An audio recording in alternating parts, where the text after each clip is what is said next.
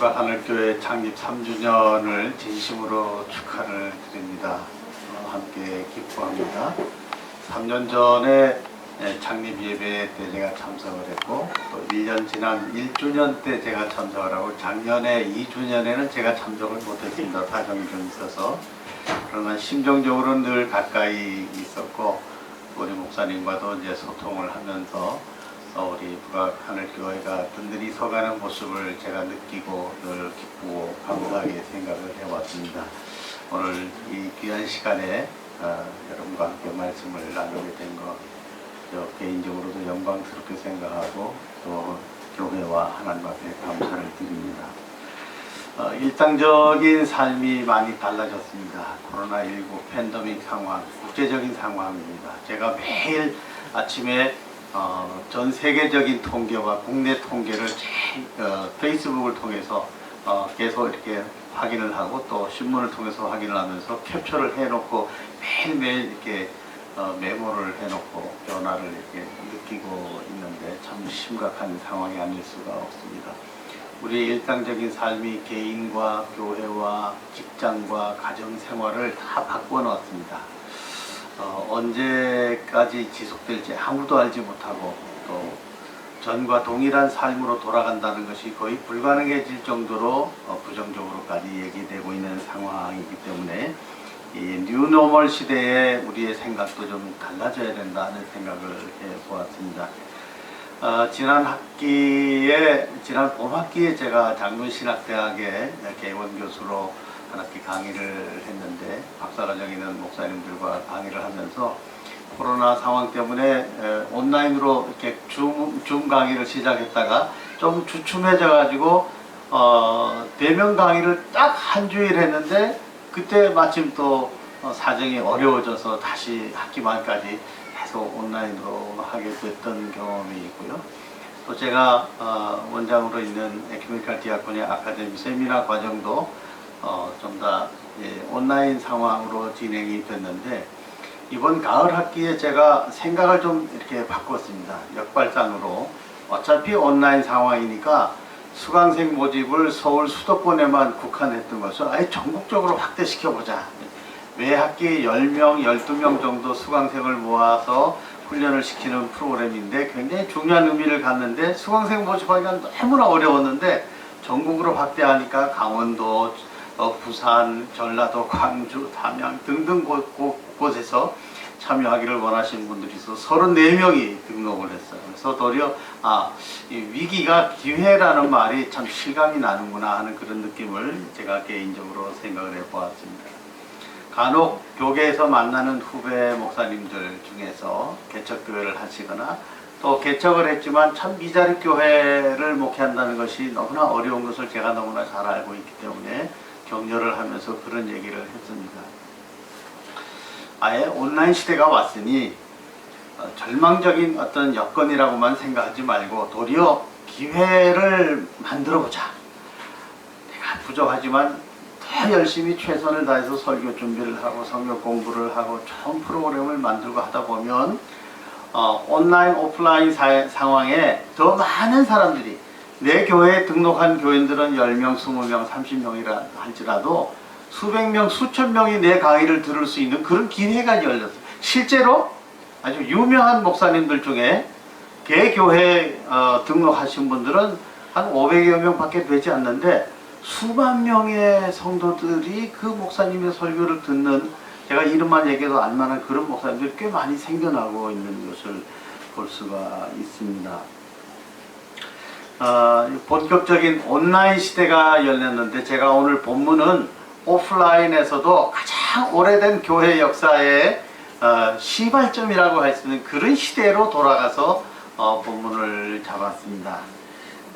이 말씀을 통해서 우리가 초대교회로 돌아가자는 얘기를 하기는 쉽지가 않고, 여러 가지 상황과 역사와 문화가 다 달라진 시대에 있기 때문에 물리적으로 그렇게 돌아갈 수도 없고, 그것이 다 좋은 것도 아니지만, 우리가 초대교회로부터 배워야 할 교훈들과 정신과 교회의 본질과 공동체의 정신을 우리가 꼭 닮아야 할 부분들이 있다고 생각을 해서 이 말씀을 드리겠습니다.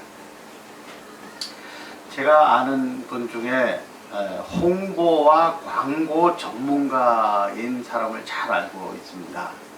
제가 이름을 얘기하지 않겠습니다. 이름을 얘기하면 여러분 아마 모를 사람이 거의 없으리라고 생각이 됩니다. 이번 회기에는 국회의원이 안 됐지만 지난 회기에는 국회의원으로 활동을 했던 분이기 때문에 더 잘 알려진 정치인이기도 했습니다. 그 이후에도 언론에 자주 등장을 하기도 하는 사람인데요. 제가 전에 부목사 시절에 있었던 주님의 교회에 제가 담당했던 교구의 신입교인으로 등록을 해서 세례를 받았습니다. 그래서 제가 개인과 가정과 또 기업을 잘 알고 있습니다. 이분의 직업의 이름은 브랜드 네임 디자이너라고 유창하게 얘기할 수 있는 그런 이름을 잘 짓는 사람입니다. 사람의 이름, 회사의 이름, 어떤 물건, 상품의 이름을 새로 짓거나 리모델링을 합니다. 그래서 이름 하나 지어주는데 수억 원씩 돈을 받아요. 굉장히 이름난 우리나라의 탑 홍보 전문가이기도 한 그런 사람입니다.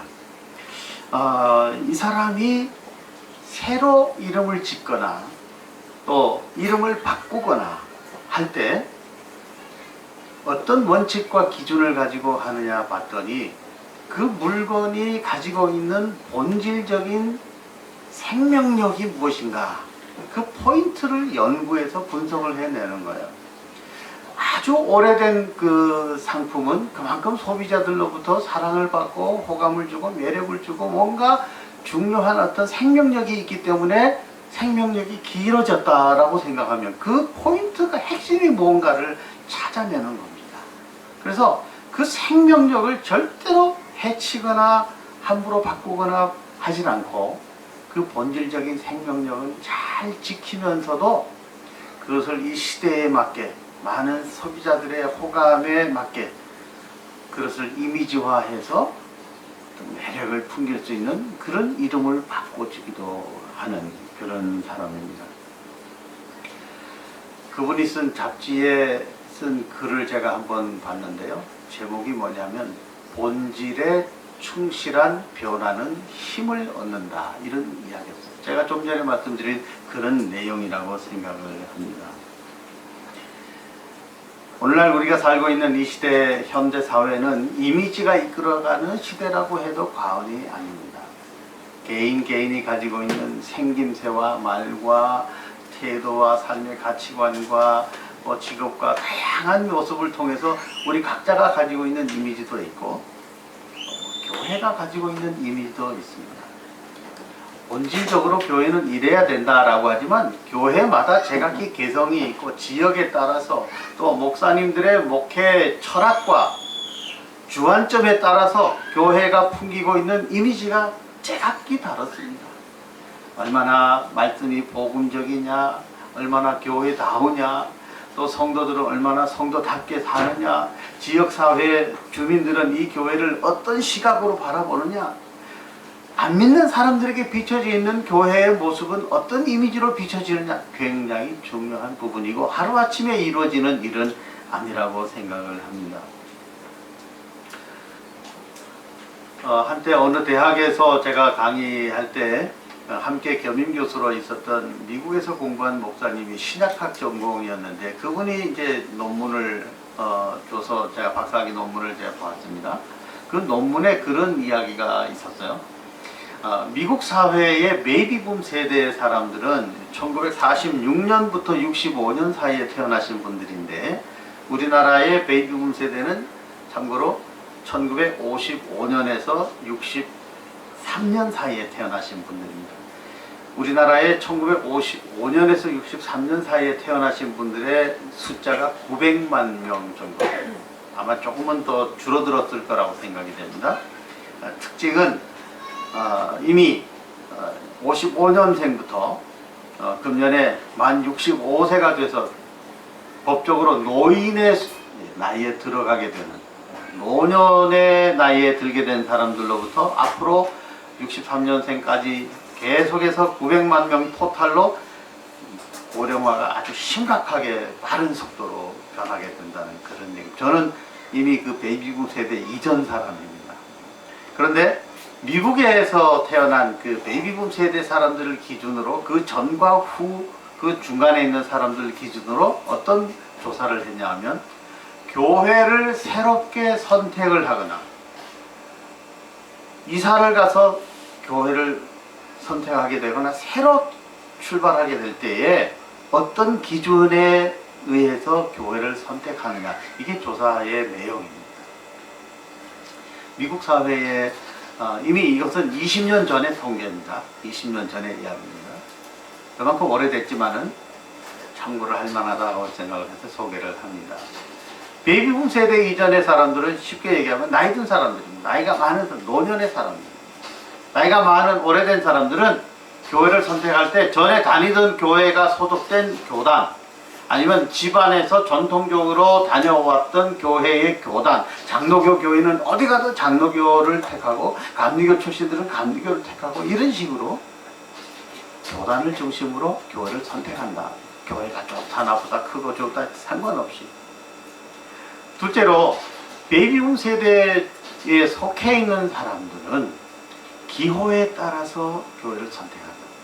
기호라고 하는 것은 각자가 내 나름대로 내 주관에 의해서 좋아하는 것들이 있고 싫어하는 것들이 있는 거예요. 좋아하는 상품도 내 주관적인 느낌과 판단의 기준이 있는 거예요. 어떤 사람은 목사님의 설교가 좋아야 됩니다. 어떤 사람은 주차장이 넓은 곳에서 아무리 늦게 가도 주차할 공간이 충분히 있어야 된다. 교육 시스템이 좋아야 되겠다. 자녀들을 위해서, 다음 세대를 위해서 다양한 문화 프로그램이 있어야 되겠다. 각자가 좋아하는 선호도와 순위는 바뀔 수가 있습니다만 이 기호에 적합한 교회가 어느 교회를 고르는 거예요. 제가 6년 동안 담임 목회로 있었던 강남의 대치동에 한 1,400여 명 정도 등록해서 다니는 교회인데, 새로 오시는 성도님들을 만나보면 그냥 오신 분들이 한 명도 없어요. 어떻게 우리 교회를 오시게 됐냐고 여쭤보면 인터넷 홈페이지에 다 검색을 해보고 설교도 들어보고 교육 시스템 프로그램 뭐 다 보고 나서 또 교회도 뭐 역사가 이렇고 저렇고 제각기 다 그렇더라고요. 공감할 수 있는 내용이었다고 생각을 합니다. 그런데 마지막으로 베이비붐 세대 이후의 사람들이 교회를 선택하는 기준이 뭐냐, 이게 중요한데, 교회의 본질적인 사명에 충실한 교회가 참된 교회다, 좋은 교회다, 진짜 교회다, 이런 가치관을 공유하고 있다는 것입니다. 젊은 세대 사람들이지만 우리나라로 보면 무슨 N세대, X세대, 무슨 세대 이름도 많지만 요즘 우리 북악 하늘교회는 우리 젊은 분들이 많이 있어 참 너무 좋아요. 제가 벌써 손자가 셋인데 자녀들의 세대만 해봐도 멀티플레이어 시대란 말이에요. 한꺼번에 여러 가지, 4가지, 5가지를 동시에 여러 가지를 해나가는데 우리 세대로서는 도저히 할 수가 없는 그런 능력이 있고 순발력이 있고 적응력이 있는.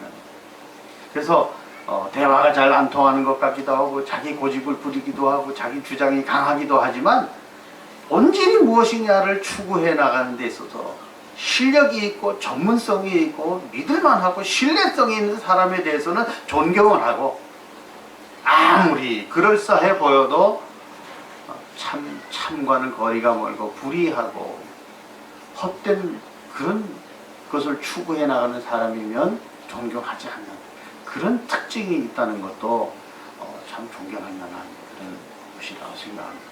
본질이라고 하는 것이 그만큼 중요하다라고 하는 것을 제가 말씀을 드리는 것입니다.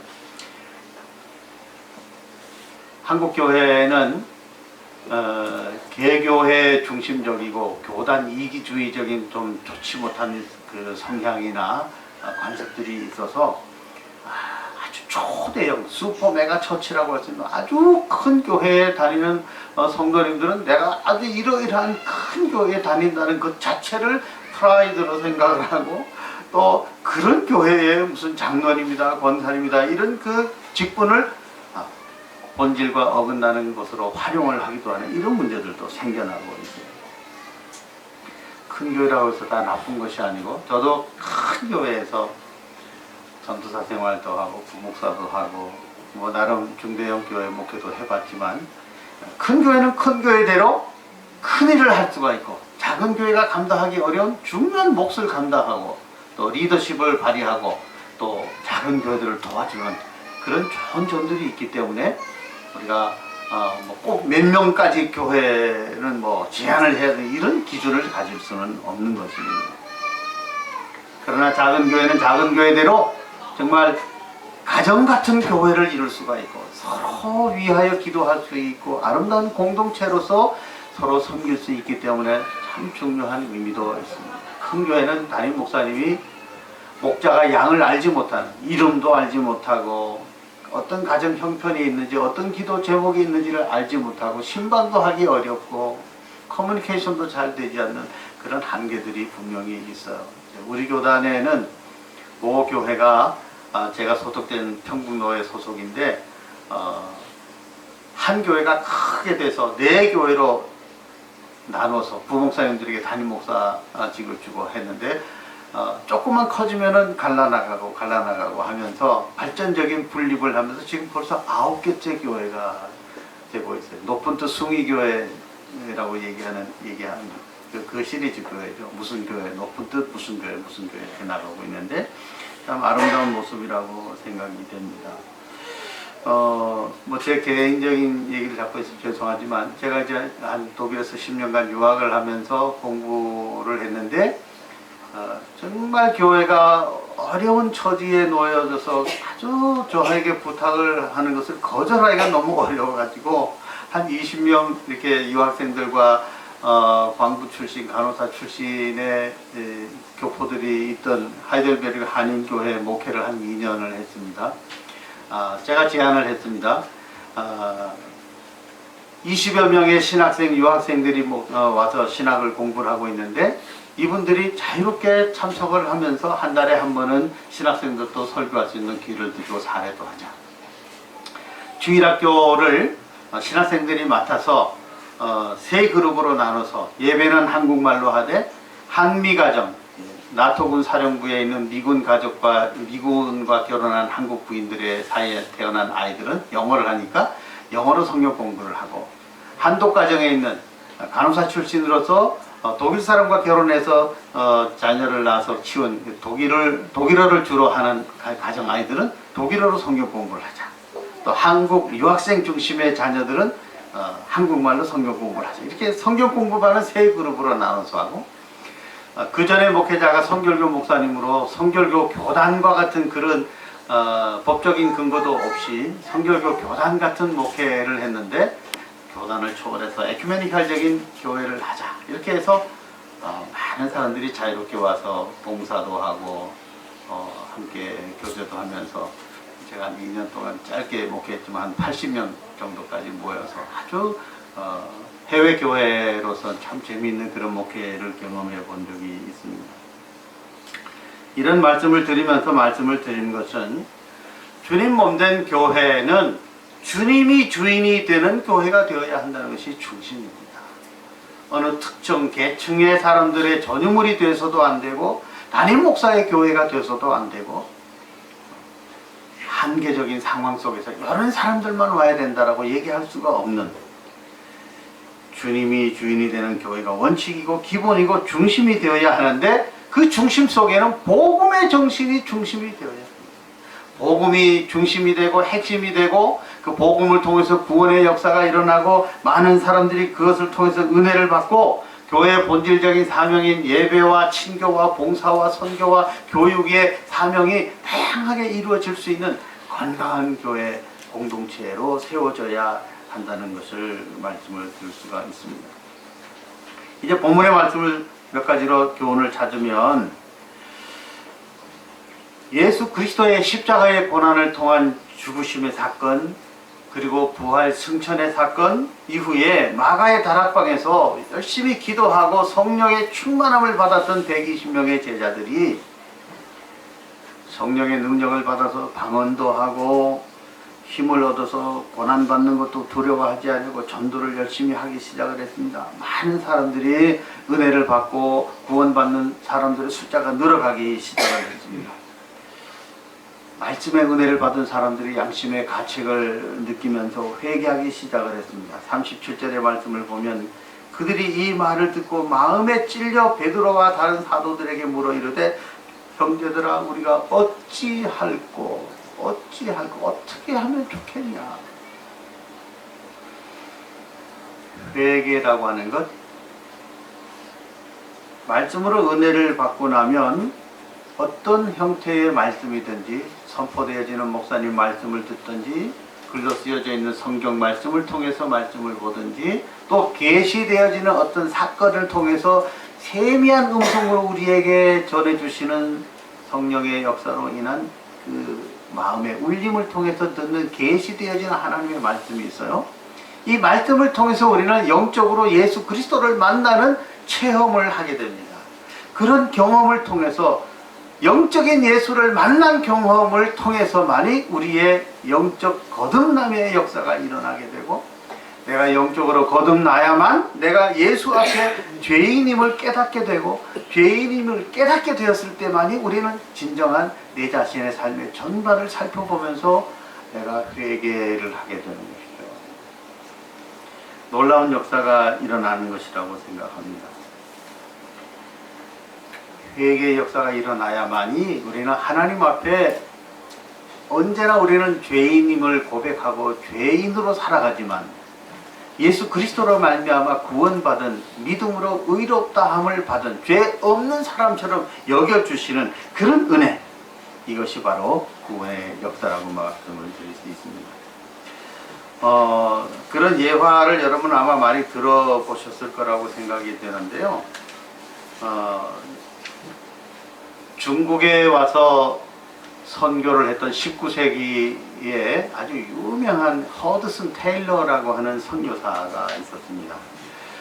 이분이 유명한 것은 22살에 중국에 와서 26살 때부터 내지 선교, 항구가 있는 큰 도시만이 아니라 아주 내륙 지역으로까지 들어가서 아주 위험한 상황 속에서도 전도를 하고 내지 선교회를 통해서 지금까지 중국의 놀라운 역사를 일으켰던 아주 대표적인 선교사입니다. 허드슨 테일러라고 하는 분인데요. 이분이 한자로 오를 의자, 제가 일부러 이거 하나 써갖고 왔는데 잘 아시는 한자죠. 오를 의롭다고 할 때, 믿음으로 의롭다함을 받는다라고 할 때 의자, 이 기독교 신앙에서의 의는 하나님과 바른 관계를 회복하는 것을 말합니다. 우리는 의로운 사람들이 아니에요. 생각하는 거나 말하는 거나 우리 내밀한 우리의 속생각은 참으로 부끄러운 것들이 많은 거예요. 그런데 나를 옳다고 의롭다고 죄 없다고 여겨주시는 것이 구원이라는 그런 개념이에요. 근데 이 사람이 가슴속에 이것을 이렇게 적어갖고 있다가 중국 사람들 만나면 이걸 꺼내요. 물론 중국에 오기 전에 런던에서 중국어를 많이 공부하고 왔고 헬라어, 히브리어, 라틴어도 많이 능통했던, 그리고 의학 공부도 하고 의사 면허는 따지 못했지만 아주 그 의학적인 훈련까지도 많이 받았던 허드슨 테일러 선교사가 이 의자 하나를 가지고 전도를 하는 거예요. 이거 할 때 설명을 하면 여러분 아시는 대로 이 의자는 어떻게 생겼냐면 양양자, 양, 염소할 때 양을 뜻하는 양자 밑에 아자가 들어있는 것이죠. 그렇죠? 이것이 합쳐져서 의자가 되는 것인데, 이것을 얘기할 때 그런 얘기를 하는 것입니다. 왜 양자를, 어린 양 예수 그리스도, 왜 어린 양 예수 그리스도예요? 여러분 아시겠지만 구약 성경에 보면 대속죄일에 1년에 한 번 광야에서부터 어린 양이나 염소 2마리를 선택을 해서 한 마리는 죽여서 피를 흘려서 법궤 위에 피를 부어서 모든 이스라엘 백성들의 1년 동안에 지은 죄를 용서받기 위한 희생 제물로 피를 흘리고, 피 흘림이 없이는 사함이 없느니라, 그런 말씀이세요. 죄값을 피로서만이 갚을 수 있는, 피는 죽음을 피를 흘리는 것은 죽음이고 피는 생명을 뜻하는 것 아니겠어요? 그리고 또 한 마리는 좀 미신적인 요소로 우리가 느껴지기도 하지만 죄라고 하는 것이 사탄의 역사, 마귀와 이런 귀신들의 역사, 우리의 마음속에 욕심이라고 하는 것을 갖게 만들면서 죄를 짓게 만드는 근본 원인이 우리 자신에게 있지만 우리 스스로가 경건의 능력을 제대로 갖추지 못했기 때문에 시험 드는 것이지만 죄의 근원이 되는 마귀들이 있는 곳, 광야라든지 절벽이라든지 그런 골짜기로 쫓아서 보내는데 그 어린 양 등의 모든 이스라엘 백성들의 죄를 뒤집어 씌워서 속죄의 의미로 쫓아보내는, 살아서 한 마리는 살아서 쫓아버리고 한 마리는 죽여서 피를 흘리는 그 역사가 이제 구약에 나오는 얘기죠. 그래서 아사셀이라고 하는 말을 씁니다. 아사셀 염소나 아사셀 양. 어린 양 예수 그리스도를 내가 모시면 나는 죄인이지만 어린 양 대신 예수 그리스도를 내가 모시고 있으면 하나님께서 위에서 보실 때 나를 어린 양의 피로 죄가 깨끗이 씻김을 받은 의로운 사람으로 나를 여겨주신다라고 하는 것이 기독교 신앙의 구원의 아주 기본적인 개념인 것도 아마 여러분 아시리라고 믿습니다. 교회는 언제나 어디에서나 예수 그리스도의 복음이 전해야 되고 복음이 바르게 전해져야 하고 이 복음을 통해서 영적인 거듭남과 회개의 역사와 구원을 받는 사람들의 숫자가 늘어가는 것, 거기에 구원의 역사, 생명의 길이 있다는 줄로 믿습니다. 북악 하늘교회도 해를 거듭할수록 이렇게 은혜를 받고 구원받은 성도들이 늘어가는 그러한 부흥하는 교회가 될 줄로 믿습니다. 아멘. 둘째로 은혜를 받고 구원받은 성도들이 늘어나면서 사도들의 가르침을 받아서 서로 교제하며 떡을 떼며 기도하기에 힘쓰는 교회가 되었다고 말씀하고 있습니다. 교회의 본질적인 사명과 연관이 있는 것이지만 이 코이노니아, 성령 안에서 하나님과 소통하고 성령 안에서 이웃과 이웃이 소통하는 펠로우십, 친교, 단순한 인간적인 친교가 절대로 아닙니다. 성령 안에서 이루어져야 되는 것이죠. 성만찬이 있고 기도가 있는 예전, 레이트루기아라고 말하는 이런 예배가 충실한 교회. 오늘날 예배에 대한 예배학적인 이해 속에서 온라인 상황 속에서 또 대면 예배를 드려야만 진짜 예배고 온라인 예배는 예배가 아니냐 이런 갈등으로 인해 가지고 코로나에 걸리더라도 대면 예배를 고집했던 그 보수적인 그런 교인들도 생겨나서 교회가 오늘날 믿지 않는 세상 사람들에게 공복의 적이 되고 있다는 점이 너무나 안타까운 그런 현상이 우리들에게도 나타나고 있죠. 우리 동신교회는 김건수 목사님이 카타콤 예배라고 그렇게 표현을 해요.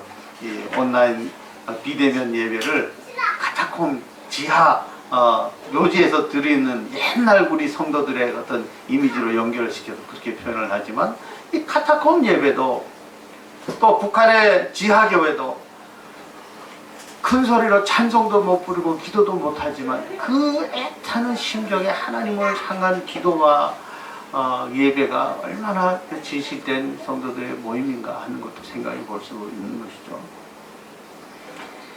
내 집은 만민이 기도하는 집이라고 교회를 가르쳐서 말씀을 했고 또 우리가 얼마든지 집에서도 기도할 수 있고 어디에서도 기도할 수 있지만 내 몸은 성령이 거하시는 성전이라고 하는 점에서 내가 성전이고 내 안에 주님이 거하시고 주님 안에 내가 거하는 이 신비로운 기독교 신앙의 어떤 체험과 확신이 우리 교회론과 예배론에 있어서 얼마나 중요한 것인가를 생각합니다. 그래서 우리가 성전된 내 몸을 생각하고 교회 성전 안에서 소통하고 예배를 드리고 하는 이런 사명에 충실한 교회, 그래서 구원의 길이 있고 기쁨의 은혜가 있고 은혜가 있는 헬라어의 기쁨이라는 단어와 은혜라는 단어는 어원이 똑같습니다. 가리스라고 하는 단어를 쓰는데 은혜를 받으면 기쁨이 생기는 거예요. 기쁨이 있는 곳엔 은혜가 있는 거예요. 내 삶에 평화가 없고 기쁨이 없다 그러면 내가 은혜가 부족한 거예요. 자가 진단할 수 있는 기준이 아주 간단합니다. 우리가 코로나 시대에 코로나 블루라는 단어를 쓰잖아요. 코로나 때문에 우울증 생기는 사람이 많이 생겨요. 짜증스럽고 그래서 막 세상적인 세속화된 욕도 하게 되고, 물론 뭐 짜증나는 일도 많이 생길 수 있는 조건입니다만, 우리가 그런 악조건 속에서도 성령의 은혜를 통한 기쁨이 메마르지 않도록 우리가 경건의 능력을 잘 관리할 필요가 있다고 생각합니다. 마지막으로는 진정한 하나님의 백성 공동체가 되어야 합니다. 우리 북악하늘교회가 하나님을 향해서 가는, 항해하는 교회라고 이렇게 표현한 걸 제가 다시 한번 보면서 의미심장하게 느꼈어요. 항해라고 하는 것은 그야말로 평탄할 수도 있지만 폭풍우가 몰아치는 큰 험난한 고난과 여건 속에서도 계속 향해 가야 되는 목표를 가지고 나아가는, 발전해가는 그런 모습이라고 생각해서 좀 감동을 받습니다. 세례받은 사람들이 3,000명 늘어나고, 베드로의 설교 한 번에 의뢰받은 사람들이 4,000명이나 더해지고, 또 그 이후는 다른 기록은 없지만 수천 명, 수만 명이 모이는 슈퍼 메가 처치로서의 초대교회 예루살렘 교회가 아주 공동체적인 교회로 많은 은혜를 함께 나눠서 예배 공동체, 기도 공동체, 성만찬 공동체, 코이노니아 공동체, 치유와 은사 공동체, 재산과 소유를 공동으로 사용하는 그런 공동체, 식탁 공동체, 찬송 공동체, 칭찬받는 공동체. 북악하늘교회의 이름을 참 잘 지었다고 생각을 합니다. 책을 뜻하는 북자는 그야말로 문화를 상징하는 것이잖아요. 문화 사역을 하겠다. 21세기는 키워드가 문화입니다. 문화를 무시하고 문화를 모르면 소통도 잘 안 되고 본질적인 사명도 감당하기가 어려운 것이 21세기입니다. 문화적인 요소가 굉장히 강한 시대의 하나의 핵심적인 코드라고 얘기할 수 있어요. 아무리 내가 무식해도 내가 살아가는 삶의 문화적인 요소들이 너무 많기 때문에 많은 사람들의 문화적인 욕구가 있어요. 이 욕구를 충족시켜 줄 수 있는 교회, 문화 선교적인 사역을 감당하시는 전문가로서 우리가 목사님을 생각할 수 있는데, 기쁨을 뜻하는 또 즐거울 약자도 있고 생명의 길을 뜻하는 하늘도 들어가 있는 아주 그 교회 이름의 조합이 아주 기가 막히다고 저는 생각을 합니다. 이 교회 이름을 통해서 나타내는 교회 이미지가 있고 목회 철학이 있습니다. 제가 뭐 그런 얘기는 안 하려겠지만 제 개인적으로 우리 임 목사님과의 그 인연은 좀 몇 가지가 있어요. 동신교회에서 만났기 때문에 제가 동신교회 출신으로서 모교에 와서 뭐 특별한 것을 맡고는 있지는 않지만 교회에 출석하고 있는데, 동신교회라고 하는 카테고리가 있고, 또 우리 목사님이 ROTC 출신인데 제가 ROTC 좀 선배 같아요. 그리고 목사님이 그 숭실대학교 기독교학대학원에서 기독교 사회학 석사과정을 하셨는데, 제가 20년 전에 거기 4년 동안 경임교수를 했거든요. 기독교 사회학과는 한국에 하나밖에 없는 대학입니다. 그게 기독교 사회학이란 일반 사회학과 달리 교회의 사회적 책임, 교회의 사회적 참여, 사회적 봉사, 사회 선교적인 신학을 바탕으로 하는 곳이기 때문에 그런 전문성 있는 공부를 하신 것을부터 목사님의 목회 철학이 어떻다 하는 걸 아마 여러분들이 다 공감할 수 있으리라고 생각이 듭니다. 이 북악하늘교회의 목회 철학이 분명합니다. 아마 여러분들도 그런 것을 느끼고 동감했기 때문에 공동체의 일원이 됐을 거라고 생각을 합니다. 저는 비록 작은 교회이지만 이 북악하늘교회가 하나님 기뻐하시는 교회로 계속 건강하게 성장하게 될 줄로 믿습니다. 네. 해를 거듭해 갈수록 구원받은 사람들의 수가 늘어가고 많은 사람들이 건강한 믿음을 가지고 함께 소통하면서 본질에 충실하면서도 문화적인 어떤 사역자들로 여러분들이 지역사회와 여러분의 직장의 일터와 모든 지인들과의 사회 속에서 그리스도인의 향기를 바라고 복음의 전사들로 복받는 그런 여러분들의 신앙생활과 교회가 되기를 주님의 이름으로 축원합니다. 기도하겠습니다.